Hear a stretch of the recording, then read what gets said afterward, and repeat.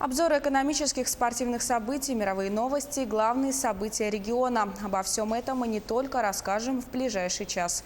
Начнем с курса валют. На сегодняшний день курс рубля к иностранной валюте, установленный Центробанком, составил за доллар 64 рубля 64 копейки, евро 70 рублей 71 копейку.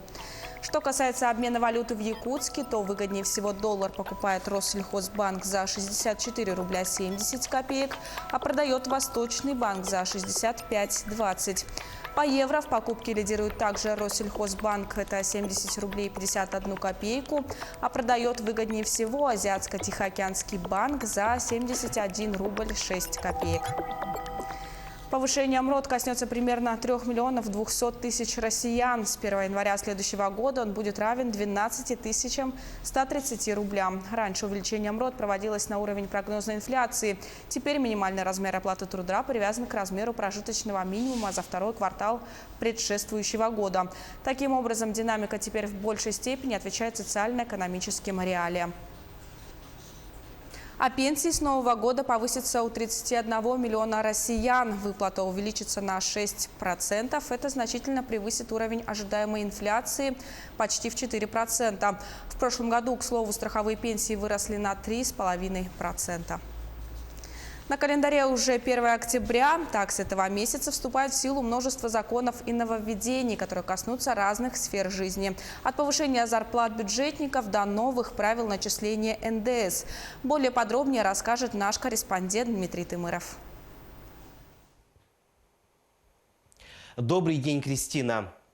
С 1 октября вступает в силу сразу несколько изменений в законодательстве. Начнем, так сказать, с приятного. Так, уже с этого месяца запланировано повышение зарплат работникам бюджетной сферы, не затронутым майскими указами, не менее чем на 4,3%. Это персонал детских садов, юристы, бухгалтеры, технические работники и социальные психологи, а также военные сотрудники органов внутренних дел, уголовно-исполнительной системы, служащие Национальной гвардии. У работников учреждений, не относящихся к социальной сфере и науке, трудящихся в МЧС, гидробиологов, океанологов, метеорологов, работников селекционно-семеноводческих центров, ветеринарной службы, лесников и многих других, зарплаты будут повышены на 3,8%. Окончательное решение о размерах зарплат принимается на региональном уровне.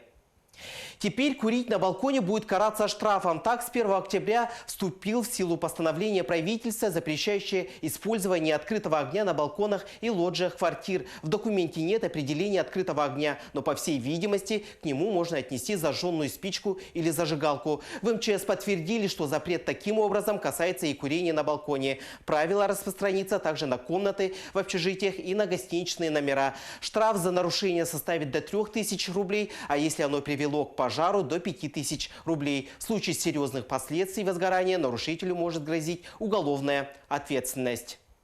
Получить потребительский кредит станет сложно. С 1 октября при выдаче кредитов будет высчитываться показатель предельной долговой нагрузки физических лиц, отношение ежемесячных платежей по кредиту к ежемесячному доходу заемщика. Эти изменения повлияют на заемщиков с высокой долговой нагрузкой и могут чаще отказывать в получении или рефинансировании кредита, либо оформить кредит с более высокими ставками. А также с этого дня банки обязаны подключиться к системе быстрых платежей. Благодаря сервису можно переводить деньги, в том числе в адрес госорганов и юридических лиц, по номеру мобильного телефона и другим простым идентификаторам. Размер комиссии, взимаемой банками за платежи по медицинским и образовательным услугам, а также оплате ЖКХ, не должен превышать 0,4%, а по прочим платежам 0,7%. За оплату штрафов, госпошлин и других сборов в пользу государства комиссия не взимается.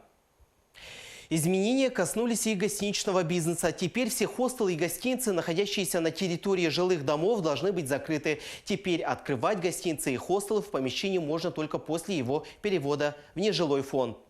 С 1 октября меняются также ставки НДС на фрукты, ягоды и на пальмовое масло. И если на плодово-ягодную продукцию налог на добавленную стоимость будет снижен до 10%, то на пальмовое масло повышен до 20%. Для российских потребителей это означает, что фрукты и ягоды отечественного производства, получив преимущество перед зарубежными на торговых прилавках магазинов, подешевеют, а продукты, в составе которых есть вредное для здоровья пальмовое масло, наоборот, подорожают. Также с 1 октября нулевая ставка на НДС будет действовать на большее число услуг. Так, в список, в частности, вошли услуги, относящиеся к обеспечению взлета, посадки, руления и стоянки воздушных судов, предоставлению аэровокзального комплекса, обеспечению авиационной безопасности и наземному обслуживанию самолетов, пассажиров, экипажей воздушных судов, обработки багажа, грузов и почты. Теперь с 1 октября оформить ДТП поможет смартфон. Так, при оформлении документов о ДТП без участия сотрудников полиции для получения возмещения до 100 тысяч рублей при наличии разногласий или до 400 тысяч рублей при их отсутствии страховой компании будут предоставляться данные об обстоятельствах причинения вреда транспортному средству, которые зафиксированы с помощью мобильного приложения или системы ГЛОНАСС. Согласно закону, страховщики обязаны обеспечивать непрерывную и бесперебойную работу информационных систем, необходимых для получения сведений об аварии. На это у меня все. Кристина. Спасибо, Дмитрий, за информацию. Мы продолжаем. Доля серых зарплат в стране по сравнению с прошлым годом снизилась на 20%. Однако число тех, кто получает зарплату в конверте, еще очень велико. Подробнее в экономическом обзоре расскажет мой коллега Иван Лазаренко. Иван, а почему люди соглашаются получать зарплату неофициально? Кристина, во-первых, некоторым работникам не оставляет выбора работодатель, предлагая только такой вариант вознаграждения, чтобы не платить лишние налоги. Ну а среди тех, кто сам соглашается получать неофициальную зарплату, главные причины – это низкий уровень дохода и недоверие к пенсионной системе страны. Это новости экономики, в студии Иван Лазаренко. Общий объем серых зарплат, с которых не платятся налоги и страховые взносы, в России достигает 10 триллионов рублей в год. Эта цифра приведена в долгосрочном бюджетном прогнозе, который правительство внесло в Госдуму с проектом федерального бюджета на 2020-2022 годы. Серый фонд оплаты труда в правительстве называют в числе основных рисков для российской бюджетной системы. Дисбаланс в налоговой нагрузке приводит к потере конкурентоспособности добросовестных налогоплательщиков, стимулируя их к уходу в тень. В процентном соотношении скрытые доходы в прошлом году были на уровне 12,6% ВВП. Зарплату в конверте в основном получают за репетиторство, парикмахерские услуги и прочее. Наряду с самозанятыми значительную часть серого сектора экономики составляют предприятия и организации, которые платят сотрудникам зарплату в конверте, чтобы уйти от налогов. Главными причинами, по которым россияне сами соглашаются на неофициальную зарплату, являются низкий доход и недоверие к пенсионной системе. В России с 1 октября предельные выплаты по ОСАГО при аварии, оформленной без участия сотрудников ГИБДД, увеличилась со 100 до 400 тысяч рублей. Получить максимальную выплату можно, если в аварию попали только 2 автомобиля. У обоих автовладельцев есть полис ОСАГО, и в результате ДТП никто не пострадал и не было повреждено никакое другое имущество. Еще в сентябре в силу вступили поправки к закону об ОСАГО, согласно которым автомобилисты могут оформлять европротокол о ДТП в электронном виде с помощью мобильного приложения через портал госуслуг и удаленно получать результаты рассмотрения. Также в России с 1 октября при выдаче кредитов физическим лицам будет вычисляться показатель их предельной долговой нагрузки. Такой нагрузкой является отношение ежемесячных платежей по кредиту к ежемесячному доходу заемщика. Изменения коснутся россиян с высокой долговой нагрузкой. Теперь они могут столкнуться с отказами в получении займа или его рефинансировании. Кроме того, им могут предложить кредиты по более высоким ставкам. Оценка предельной долговой нагрузки потребуется, если заемщик планирует взять в кредит свыше 10 тысяч рублей. В случае, если показатель окажется выше 50%, кредитор понесет дополнительную нагрузку на капитал в размере половины суммы займа. Тем временем микрофинансовые организации с 1 октября должны будут взыскивать просроченную задолженность по единому стандарту. В соответствии с правилом стандарта работники МФО при взыскании обязаны придерживаться делового и вежливого стиля общения. Не допускаются оскорбления, унижение чести и достоинства должника, использование ненормативной лексики. Также стандарт обязывает микрофинансовые организации предоставлять должнику только верную информацию о размере, сроках и порядке погашения задолженности. Не допускается представляться сотрудниками госорганов. МФО смогут взаимодействовать только с теми поручателями, которых указал сам должник. Если третье лицо выразит несогласие на данную деятельность, МФО обязаны ее прекратить. Сотрудники МФО, имеющие доступ к информации о заемщике, обязуются подписать соглашение о конфиденциальности данных. Кроме того, взаимодействие с должником и третьими лицами должно быть прекращено, если оно осуществляется с организацией сферы здравоохранения, образования или возникает риск нарушения режима работы данных организаций или нанесения вреда здоровью или возникновению материального ущерба. Экскурсионные поездки детей на автобусах должны стать безопаснее. С 1 октября вступили в силу поправки в правила организованной перевозки группы детей автобусами. Теперь все автобусы с детскими группами должны быть оборудованы ремнями безопасности, и юные пассажиры во время поездки должны быть ими пристегнуты. Раньше автобусы с ремнями требовались лишь при междугородних перевозках детей. На пригородные и городские поездки это правило не распространялось. Эксперты называют этот документ продуманным, потому что неспециализированные компании не станут переоборудовать свои автобусы ради того, чтобы раз в несколько недель перевозить детей, и не станут участвовать в таких перевозках. И по сути этот бизнес отдали тем, кто профессионально им занимается, кто умеет это делать. Но возникает и проблема. Очень трудно заставить детей оставаться пристегнутыми всю поездку. Водитель во время движения следит за дорогой и не может полностью контролировать, что происходит в салоне.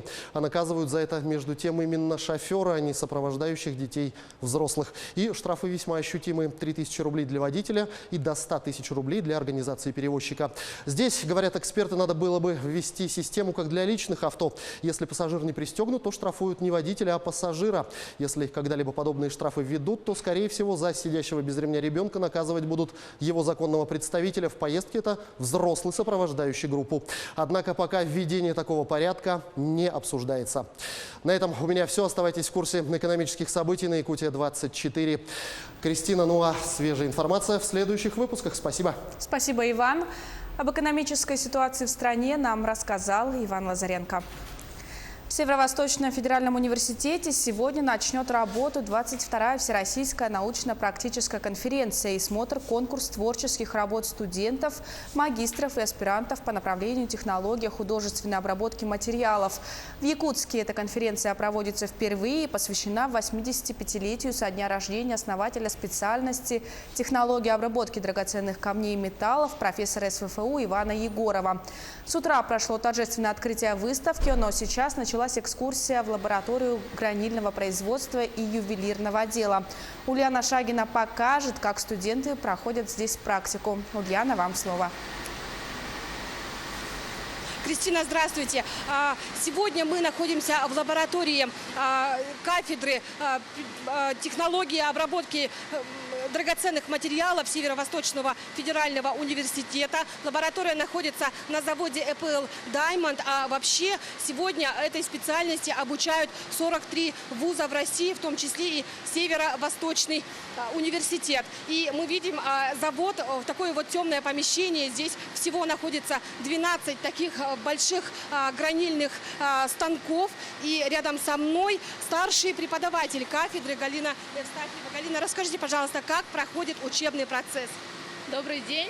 Я работаю старшим преподавателем кафедры технологии обработки драгоценных камней и металлов. И моя основная специализация – это технологии гранильного производства. Поэтому я обучаю студентов полному циклу обработки алмаза, бриллианты. Наша кафедра находится, вот, как вы видите, на территории реального производства. Поэтому у студентов есть с первого дня обучения уникальная возможность обучаться полному циклу производства бриллиантов. Вот. Они обучаются, вот, начиная от сортировки сырья, заканчивая гранкой бриллиантов. То есть поэтапно обучают все этапы производства. Спасибо большое. Ну а если рассказывать пошагово, то бриллиант вначале попадает в руки сортировщиков сырья. Далее здесь проходит целый цикл исследований. Алмаз выводится 3D-модель алмаза. Далее выводится все это на экран.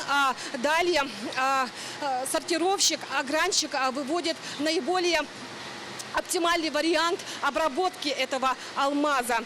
То есть он решает, будет он круглой или фантазийной формы. Далее алмаз распиливают лазером, обдирают, чтобы получился круглый алмаз. И только после этого начинается работа. И рядом со мной студентка 4-го курса. Расскажите, пожалуйста, что вы сейчас делаете? Я делаю огранку бриллианта круглую, с которым 57 граней. И сейчас я перешла на постановку основной и угловой грани. А как вообще опасно вот так вот уронить алмаз на пол? Это очень опасно, но таких случаев почти не бывает. Но если такое все-таки случится, то если при работе с диском алмаз может улететь в любую часть цеха, и при этом пойдет время на поиски. Спасибо большое. В лаборатории, как я уже сказала, 12 таких станков. Каждый бриллиант очень бережно работает, студенты с каждым бриллиантом очень бережно. После обработки под присмотром преподавателя каждый бриллиант попадает обратно на завод EPL Diamond. У меня все, Кристина. Спасибо, Ульяна, за интересную информацию. На прямой связи со студией была моя коллега Ульяна Шагина. Переходим к новостям чрезвычайных происшествий. Неизвестные лица вырубили около 600 деревьев лиственницы, чем нанесли лесному фонду Якутии более 1,5 миллиона рублей ущерба. Подробнее об этом расскажет мой коллега Юрий Осипов. Юрий, поймали ли виновников? Да, Кристина, сотрудники полиции установили подозреваемого, в его отношении возбудили уголовное дело, и теперь виновнику грозит штраф от 1 миллиона рублей. Здравствуйте, вы смотрите обзор чрезвычайных происшествий в студии Юрий Осипов. По документам в резиновой квартире в Якутске проживало более 19 человек. Так, участковые привлекли к уголовной ответственности за незаконную регистрацию иностранных граждан 46-летнюю уроженку Кобяйского района. За 2018-2019 годы она поставила на учет по месту пребывания 19 иностранных граждан в своей квартире. Аналогичная ситуация произошла в Ленском районе, об этом сообщает прокуратура Якутии. Установлено, что местная жительница поставила на учет по месту пребывания 3 иностранных граждан. Фактически они жили в другом месте. За совершенные преступления женщинам грозит до 3 лет лишения свободы. Директор общества с ограниченной ответственностью помещен под домашний арест за уклонение от уплаты налогов в особо крупном размере. Следователи установили, что 3 года назад в Алдане руководитель компании «Бетон-М» зарегистрировал на подставное лицо общества с ограниченной ответственностью «Монолит». В 2017 году компания «Бетон-М» в качестве подрядчика заключала договоры подряда на строительство различных зданий и железнодорожного узла на территории Южной Якутии. В последующем предприятие заключало субподрядные договоры с «Монолитом», которая в свою очередь заключала договоры с фирмами-однодневками и осуществляла перечисление денег за выполнение строительно-монтажных работ. Нарушителю доначислены налоги на общую сумму свыше 38 миллионов рублей. На данный момент расследование продолжается. Полицейские в Якутске в кратчайшие сроки установили подозреваемого в краже. Местный житель сообщил полицейским, что у него украли электроинструменты. Он рассказал, что они хранились в гараже, расположенном на его участке. Сумма причиненного ущерба он оценил в 90 тысяч рублей. Прибывшие на место происшествия полицейские установили, что входной замок был открыт ключом. Следов взлома не было. В ходе оперативно-розыскных мероприятий сотрудники уголовного розыска по горячим следам установили подозреваемого в краже. Им оказался ранее судимый безработный 29-летний уроженец Намского района. Выяснилось, что он ранее работал на участке потерпевшего разнорабочим и знал, что хозяин хранит ключи от гаража под дверью. Воспользовавшись тем, что участок не охраняется, он тайно ночью проник на территорию, открыл ключом гараж, откуда похитил электроинструменты – бензопилу, электропилу, шуруповерт, дрель и 2 рубанка. Похищенное он намеревался продать, но его успели задержать. Теперь ему грозит до 5 лет лишения свободы. Сезон муссонов в Индии затянулся в этом году почти на месяц. Сильные дожди привели к наводнениям в штатах Уттар-Прадеш и Бихар на севере страны. За последние 3 дня здесь погибли свыше 100 человек, рассказывает Артем Сторонов. По меньшей мере 113 человек стали жертвами наводнений в штатах Уттар-Прадеш и Бихар на севере Индии за последние 3 дня. Об этом в понедельник сообщили власти страны. Один из наиболее пострадавших городов – столица штата Бихар, Патна, с населением около 2 миллионов человек. На кадрах, снятых здесь в воскресенье, видно, как люди ходят по пояс в воде. Во многих кварталах первые этажи зданий полностью затоплены. Под водой оказалась приемная местной больницы. Жителей эвакуируют в безопасные места на моторных лодках.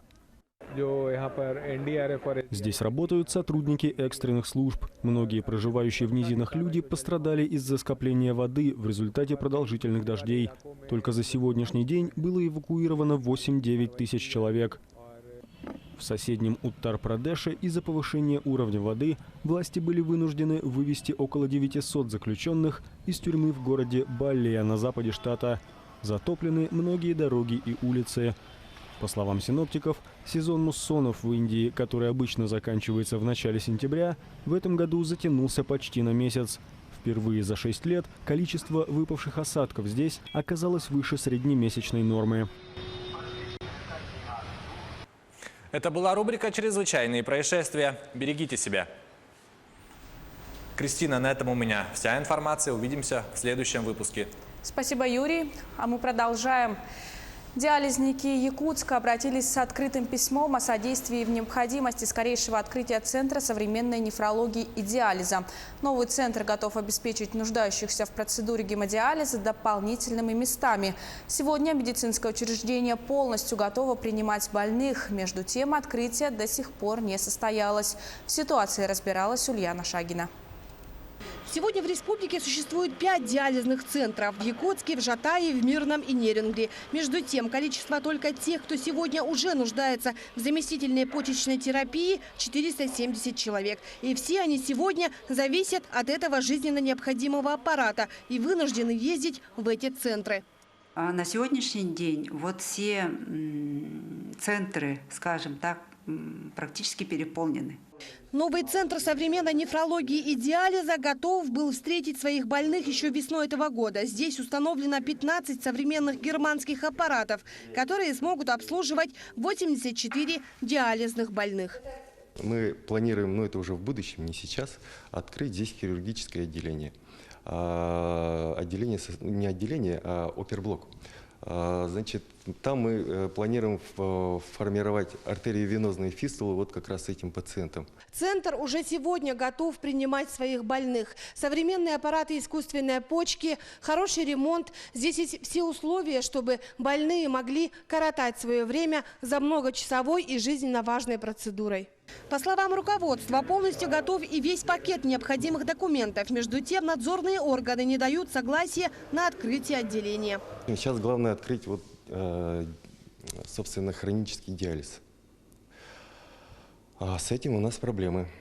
Откровенная дезинформация о том, что, допустим, что у нас нет договора аренды на территории ЯРКБ, да? Но он был и есть. Говорят, что не хватает каких-то документов для оформления лицензии. Но я лично составлял этот пакет документов по федеральным приказам. Между тем, как нам стало известно, сегодня в центре идет процесс лицензирования данной организации. Документ оформляет отдел лицензирования Минздрава. Росздравнадзор по требованию прокуратуры также провел свои проверки. Между тем, сейчас идет судебное разбирательство по кабинету нефролога данного центра. Дело в том, что данная организация подала заявление на переоформление лицензии по адресу в Якутской республиканской клинической больнице. Они там планируют открыть отделение гемодиализа, но документы их лежат в Минздраве республики в отделе лицензирования. В настоящее время идет проверка на предмет соответствия требованиям лицензионного законодательства. И это процедура, которая имеет свои временные параметры.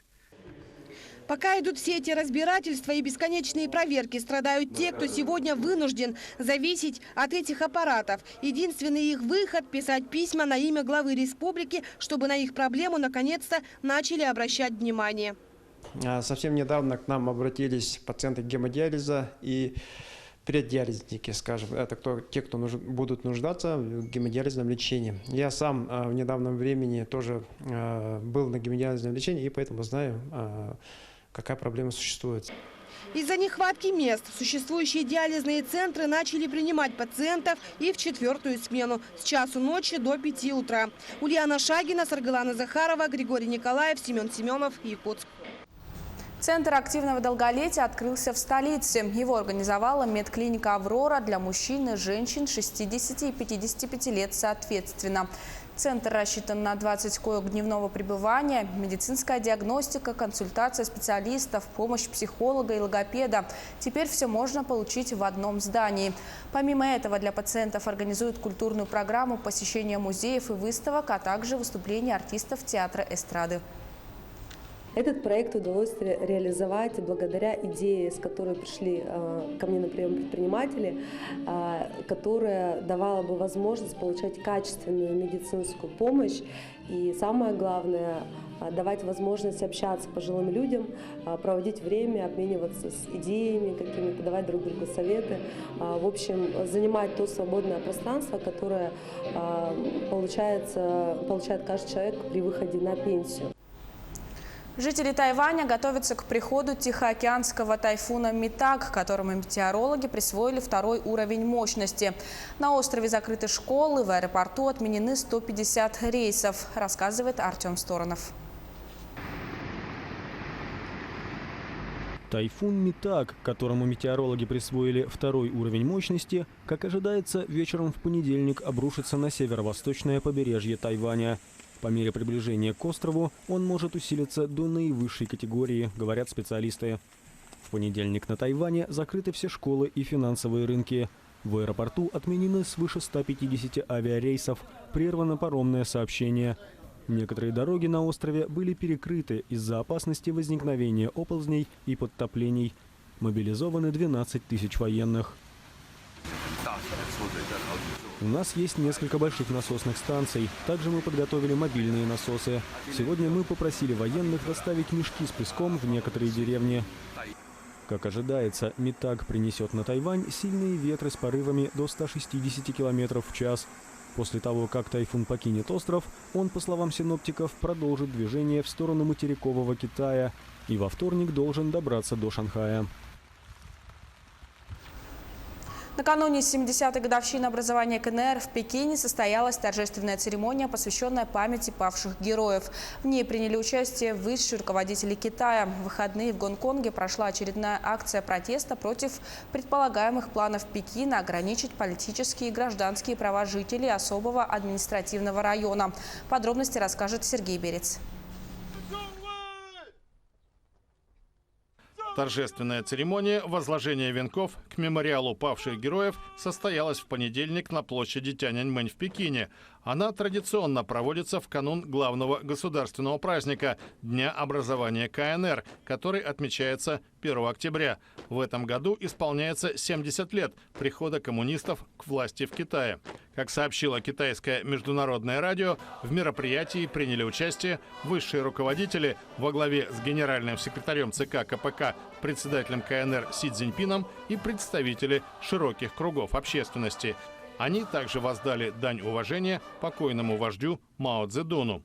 Памятник народным героям в Пекине возведен в середине прошлого века. На барельефах изображены эпизоды важных событий китайской истории.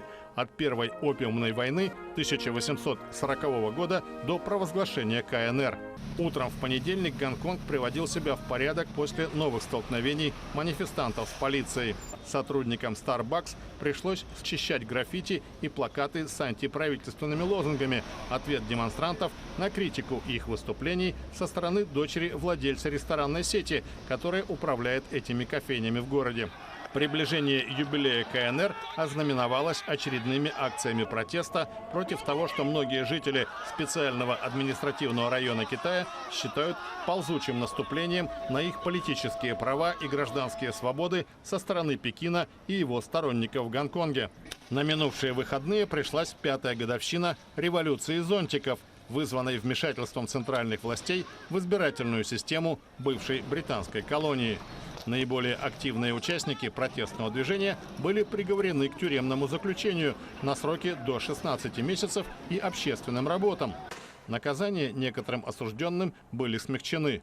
В субботу и воскресенье полиция задержала не менее 100 человек. Выступая на торжествах в Пекине, председатель Си заявил, что правительство будет действовать в строгом соответствии с Конституцией. По его словам, Гонконг и Макао при поддержке Родины и всех соотечественников будут развиваться вместе с материковым Китаем, чтобы стать лучше в будущем. Любители средневековья собрались в Берлине, чтобы помериться силами на турнире. Вместо коней они оседлали велосипеды. Шлемы, доспехи, холодное оружие и щиты. Современные рыцари сошлись лицом к лицу на турнире в Берлине. Правда, вместо росинантов бойцы оседлали велосипеды. Правила остались прежними. Побеждает тот, кто выбьет копьем соперника из седла. Подкрепившись пивом, болельщики встречали меткие удары возгласами одобрения. По словам одного из участников с творческим псевдонимом «Фундус Фуссельфрессе», от копья скорее страдает запястье нападающего. Худшее, что может случиться – синяки и царапины. Это профессиональный риск, подхватывает Бартус Максимус. Он занят тем, что прокачивает велосипеды, убирает с них все, что может привести к травмам. В минувшие выходные шоу под названием «Берлинская битва на педалях» состоялось в 8-й раз. Прекрасные дамы впервые выступили в качестве участниц ресталища. Как говорит небесная дымка, у женщин те же права, что и у мужчин. Поэтому и сражаться они могут наравне с представителями противоположного пола. Команда «Валькирий» готова увести их за собой в Вальгаллу. Прежде чем превратиться в современный аналог рыцарского турнира, в несколько комическом варианте битва на педалях была профессиональным состязанием курьеров. Это были мировые новости на Якутии 24. Якутская лайка официально признана как порода собак на мировом уровне. Теперь она внесена в реестр пород, утвержденным кинологическим обществом под номером 365. Якутская лайка – древняя аборигенная порода, выведенная естественным путем коренными народами севера. Сейчас поголовье породы в мире насчитывается порядка 8000. Собака родом из Нижней Колымы живет на всех континентах и в разных странах. Признание породы якутской лайки на мировом уровне повышает конкурс и дает возможность участвовать на престижных мировых соревнованиях и выставках. Получается, вот на все, про все ушло порядка 20 лет. И сейчас порода насчитывает ориентировочно 8000 собак. Собаки живут даже в Бразилии. Собаки очень популярны. Вот как только 4 сентября Российская кинологическая федерация получила сразу письмо от FCI, что нас приняли, Международную кинологическую федерацию, сразу наша собака, якутская лайка, выставлялась в городе Серпухове, это Подмосковье, на Цацибе международной выставке и выиграла Best in Show. Вот. На прошлых выходных была выставка во Владивостоке. Там опять-таки якутская лайка выиграла группу. Но это очень престижно, очень почетно. Второклассники Якутской городской классической гимназии запустили акцию «Помощь бездомным животным». В организации помогли родители учеников. О семейном проекте расскажет Дмитрий Тымыров. Классный час на тему «Домашние животные». Ученики 2 А-класса в минувшие выходные посетили пункт передержки безнадзорных животных. И сегодня каждый из них пишет рассказ про своих домашних животных. Ведь посещение такого приюта было сделано не зря. Мы воспитываем в наших детях гражданскую ответственность. Часто бывает так, что дети очень желают приобрести щенка, котенка, но по стечению обстоятельств, когда у них пропадает интерес, они как бы оставляют этих своих питомцев или передают или так далее. Хотелось бы, чтобы этого не происходило, чтобы была у наших детей вот эта ответственность за того, кого приручил. Ребята от посещения пункта передержки безнадзорных животных впечатление. Многие из них хотели забрать некоторых животных к себе домой. Я им дала корм, кошек и собак я видела. Они бедные, вот такие хорошие. Я их покормила, и моя мама покормила. Животных нельзя бросать, они тоже живые, как мы, и это ответственность. Они либо умирают, либо их находят. Я хотела, чтобы у них были хозяины, чтобы они не болели, чтобы их не выкидывали. Проведение такого рода мероприятия стало возможным благодаря одной из направлений работы школы как социальное проектирование. Именно по этому направлению сильно работает как педагоги школы, так и родители детей. Посетили всем классам пункт передержки. Детям очень понравилось. Мы привезли с собой корм, накормили щенят, котят. Многих, конечно, захотели взять, но там уже дети отдельно разговаривали, наверное, с родителями после посещения. Нам провели экскурсию, и мы решили вместе с детьми и с родкомитетом запустить акцию. Челлендж по помощи пункту передержки безнадзорных животных. Руководство пункта передержки безнадзорных животных отмечают, что проведение таких мероприятий дает юным горожанам быть ответственными, осознавать то, что без хозяев животные просто могут умереть. Вообще население полностью в последнее время начало усиленно помогать нам, население именно это обычные граждане, обычные люди. Просто видят информацию, то, что вот в питомнике помощь нужна в кормах, там просто приветствуется помощь, да?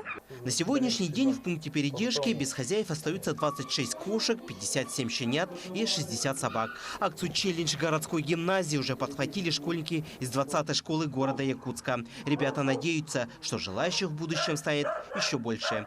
Дмитрий Тымыров, Семен Семенов, Якутск. В эти минуты в столице республики открывают первую на Дальнем Востоке смарт-библиотеку. Она расположилась на улице Ларионова, 12А. Сегодня ее запускают в тестовом режиме. Для посетителей проходит интерактивная выставка, книга как арт-объект, мастер-классы по игре на хомусе, фортепиано и мастерская рисования. На месте работает наш корреспондент Саргалана Федорова. Саргалана, приветствую. Расскажи, чем можно заняться в современной библиотеке.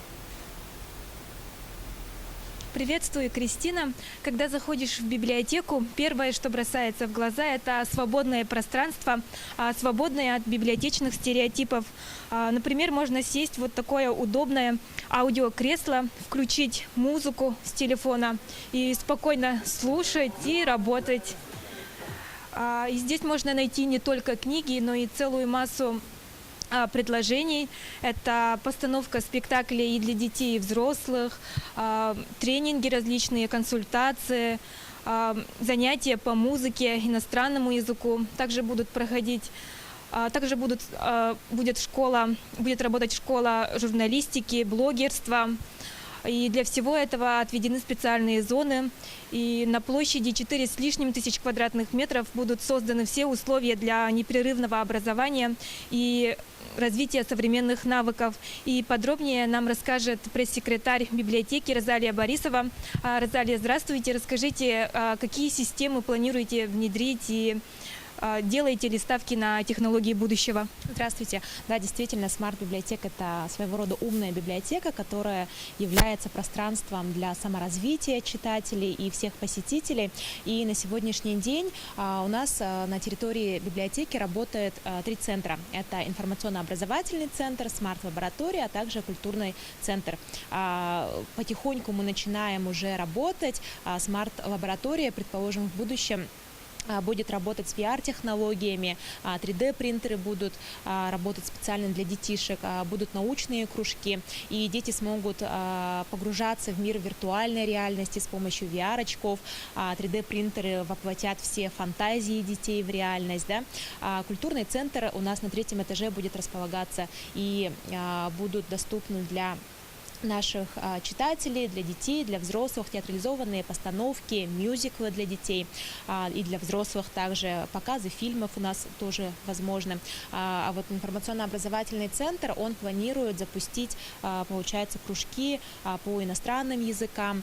Это у нас будут также мастер-классы с известными людьми города, с активистами города.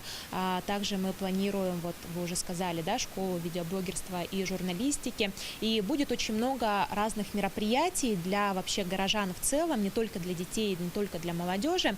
Мы приглашаем всех наших жителей города, наше пространство для того, чтобы каждый мог сюда прийти, найти что-то для себя. Кто-то может почитать, кто-то может там обучиться чему-то полезному, кто-то может мастер-класс посетить, кто-то вот игре на хомусе, на фортепиано, на скрипке, да. У нас профессиональные музыканты этим занимаются.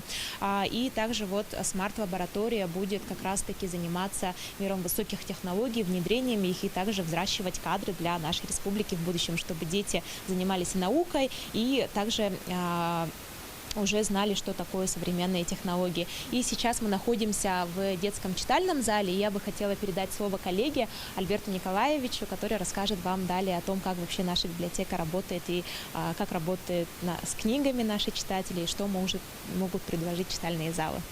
Спасибо. Альберт, здравствуйте. Добрый день. Мы находимся в детском читальном зале, который предназначен для наших юных читателей.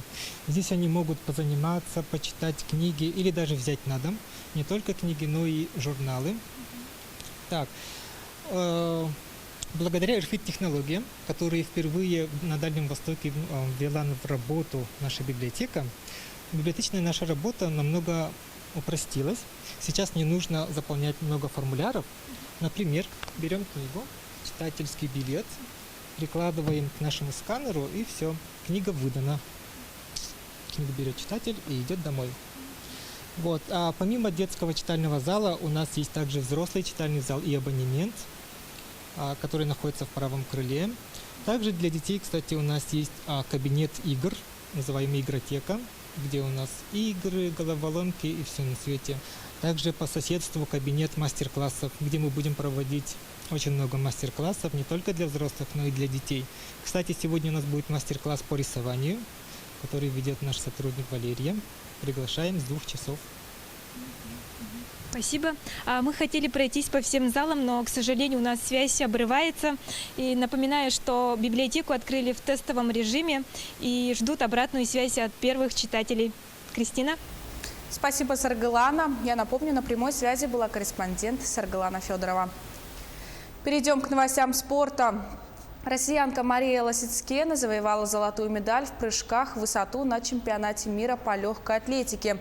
Турнир проходит в Дохе. Детали знает мой коллега Власий Сергеев. Власий, с каким результатом Мария праздновала победу? Кристина, здравствуй. Лосицкена стала победительницей соревнований, прыгнув на 2 метра и 4 сантиметра. Благодаря этому успеху Мария Лосицкена стала первой в истории трехкратной чемпионкой мира в прыжках в высоту. В эфире новости спорта. Здравствуйте. Прыгунья в высоту Мария Лосицкена завоевала медаль высшей пробы на чемпионате мира в Дохе. Россиянка с первой попытки взяла высоту 2 метра и 4 сантиметра. Второе место с таким же результатом, но с большим количеством попыток заняла украинка Ярослава Могучих. На 3-ю ступень пьедестала взошла американка Вашти Каннингем, прыгнувшая на 2 метра. Лосицкена стала первой трехкратной чемпионкой мира в этой дисциплине. Для россиян эта медаль стала второй на текущем чемпионате. Ранее золото завоевала прыгунья 6-м Анжелика Сидорова. Итоги мирового первенства будут подведены 6 октября. Футболисты московского «Локомотива» подходят к матчу Лиги чемпионов против испанского «Атлетика» в хорошем настроении. Об этом заявил главный тренер железнодорожников Юрий Семин. Встреча между командами в рамках 2-го тура группового этапа пройдет этой ночью в Москве. В первой игре предварительного этапа «Локо» на выезде обыграл немецкий «Байер» со счетом 2-1, а в последнем туре РПЛ москвичи выиграли у «Зенита» со счетом 1-0. Самое главное сейчас – это восстановление, чтобы игроки были на 100% готовы к игре. У нас очень хорошее настроение. Мы провели 2 великолепных матча против «Байера» и «Зенита». Мы должны быть сконцентрированы и не должны допускать ошибок, которые допускали ранее. А там жизнь покажет, сказал Семин. Манчестер Юнайтед сыграл в ничью с Арсеналом в матче 7-го тура английской премьер-лиги. Встреча прошла на стадионе Олд Траффорд в Манчестере и завершилась со счетом 1-1. В составе хозяев поля результативным ударом отметился Скотт Мактоминей. У лондонского клуба отличился Пьер-Эмерик Обамеянг. Манчестер Юнайтед в турнирной таблице чемпионата идет на 10-м месте. В активе команды 9 очков. Арсенал располагается на 4-й позиции, набрав 12 баллов. В следующем туре манкунианцы в гостях сыграют с Ньюкаслом, а Арсенал на своем поле примет Бормут. Обе встречи пройдут 6 октября. Мужская сборная России по волейболу сегодня стартует на Кубке мира. Турнир пройдет в Японии. В первой игре россияне встретятся с представителями команды Ирана. Перед Кубком мира российские волейболисты принимали участие в чемпионате Европы. Они дошли до четвертьфинала, где уступили со счетом 1-3 сборной Словении, которая в итоге стала серебряным призером турнира. Выявление победителей и призеров Кубка мира пройдет по круговой системе. После матча с иранцами российские волейболисты встретятся с командами Канады, Австралии, Бразилии, Египта, Польши, Японии, Италии, Аргентины, США и Туниса. Матч Россия-Иран стартует сегодня в 14:00 по якутскому времени. Акбар со счетом 3-2 на своей площадке обыграл Нижнекамский нефтехимик в матче регулярного чемпионата континентальной хоккейной лиги. В составе хозяев льда шайбы забросили Эмиль Галимов, Джастин Азиведа и Андрей Педан. У проигравших отличились Денис Казионов и Мэтт Уайт. Благодаря этой победе Акбарс поднялся на первую строчку турнирной таблицы Восточной конференции. В его активе 18 очков в 11 встречах. Нефтехимик идет пятым, набрав 12 баллов. В следующем матче регулярки, который пройдет 2 октября, Акбарс дома сыграет с Санкт-Петербургским СКА. Нефтехимик же в тот же день также на своем поле примет финский Йокерит.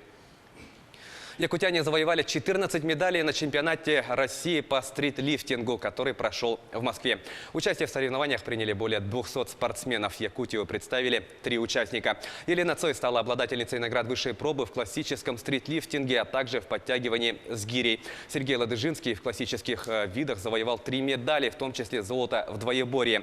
В мультилифте он стал хозяином 3 наград. Леонид Саммель в классическом стритлифтинге завоевал 3 медали разного достоинства, а в мультилифте он взял 3 награды золотого отлива. В общей сложности в активе якутян 7 золотых, 4 серебряных и 3 бронзовых медалей.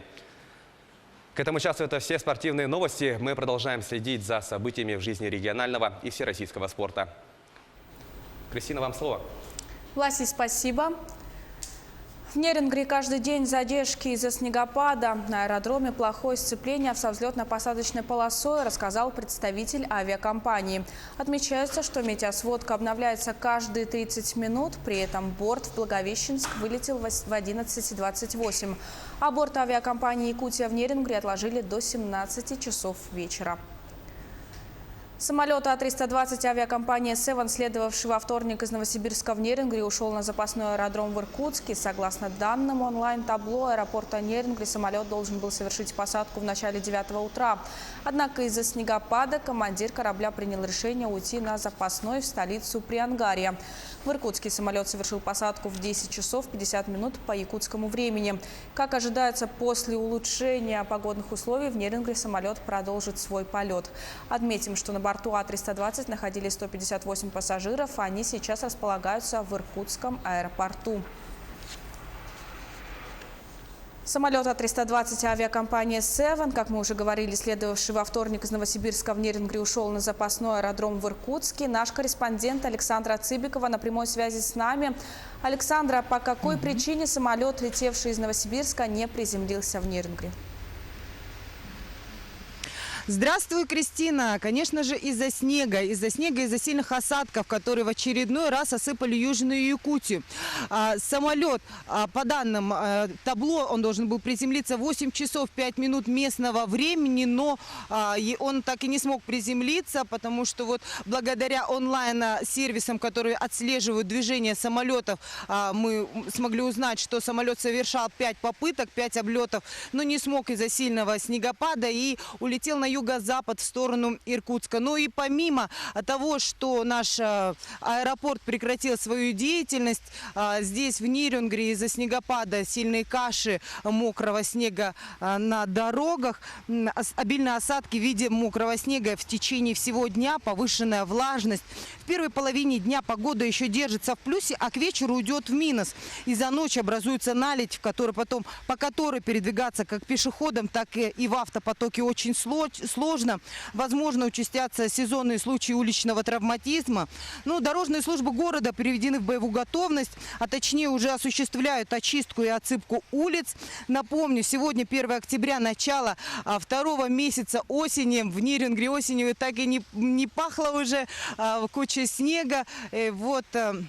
Да, поэтому мы все уже готовимся, как и многие нерюнгринцы, готовы и закалены.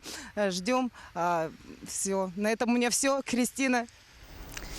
Спасибо, Александра. Напомню, из Нерюнгри на прямой связи была наш корреспондент Александра Цыбикова. И в завершении выпуска коротко о погоде в крупных городах региона. В Алдане температура воздуха 2 градуса тепла, ветер 1 метр в секунду. В Ленске плюс 2 градуса, ветер дует со скоростью 4 метра в секунду. В Мирном 1 градус, ветер 0 метров в секунду. В Нерюнгри также 1 градус тепла, ветер 3 метра в секунду. И в столице региона, в городе Якутске, немного потеплело. Сейчас 4 градуса, ветер 4 метра в секунду. Такова информация. Мы продолжаем следить за развитием событий. Оставайтесь с нами и не переключайтесь.